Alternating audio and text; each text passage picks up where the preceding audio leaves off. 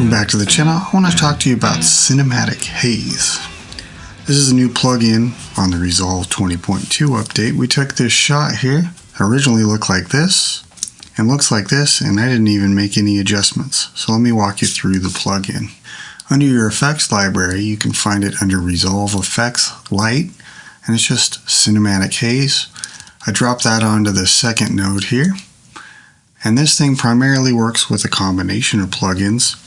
It's got light rays, some halo, and mainly the depth map. Now there's a spot up here you can change your color space in case you needed to go in and out of the color space you're using. Mine's just set for use timeline.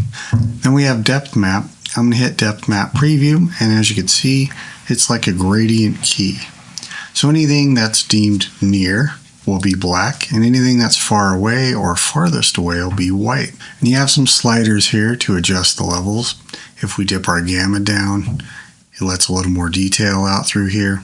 So anything pure black is going to bypass the effect, and anything that's white or gray will start to include the effect. So if we move far limit, we could move it from further back in the image and exclude what's further away. Near limit will allow us to push back into the image to where anything that's closer to us is deemed closest to the camera, pure black. So that's how that works. I'm going to click off depth map preview and go through some of the tools. First up, we have atmospheric scattering. This works with these three parameters called air light, density, and resolution loss, and then there's a way to colorize it if you need to. So if we move density here, you can see in the background it's getting the brightest white points from our depth map is kind of taking over back here. And then we have air light is almost like a gamma slider for the mid-range here. And then resolution loss changes whether it's got this diffused kind of look further back. So if we look here on this bridge object or this overpass, you can see that it'll get a little sharper or a little bit more diffused depending on where our setting is. Then we have colorize here, so we could actually change the color. You see if I slide this to blue, this midpoint area where the sun's coming in takes on that color profile. So we could add the whole thing over here a little bit warmer to give it more of an afternoon look. There's a lot of flexibility there. And then we have light halos. There's halo threshold. This thing's kind of sensitive, but if we look at where the reflection points are on the car or anywhere where the light's peeking through, if I move that, you can see it starts to change almost like an exposure. But if we move size here, you can see it'll basically glow a little bit more. And then we have a brightness level for that as well. So you can really blend it in. And then there's saturation. So if we slide that all the way down, you can see it just looks like our original shot. And if we move saturation up, it's almost like we're making it more golden hour.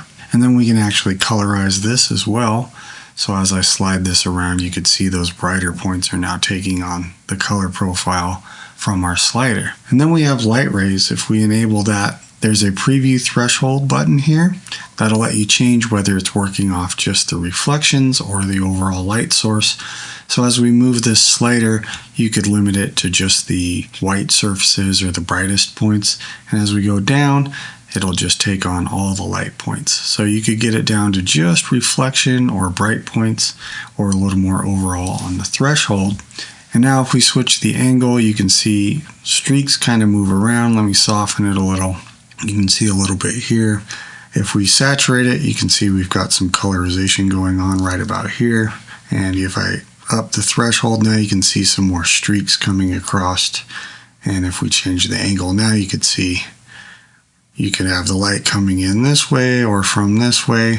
And then there's a softness. So you can really make it stylized with the light rays without adding it on another plugin. And then I'm going to disable that for now. We're going to go down to Air Disturbance. This is like fast noise from the Fusion plugin.